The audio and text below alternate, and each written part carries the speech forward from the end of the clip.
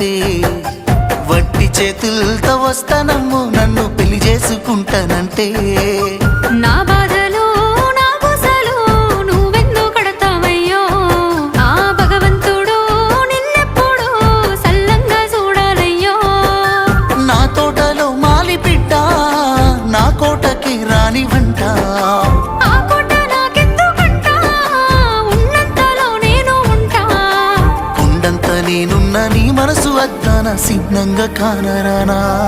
ఆ మామిడాకుల మీద ఆనా పచ్చ తోరణాలైతాయజా ఆ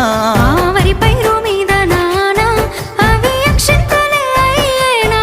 ఆ పత్తి పంటల మీద ఆనా పట్టు సీరలై వస్తాయజానా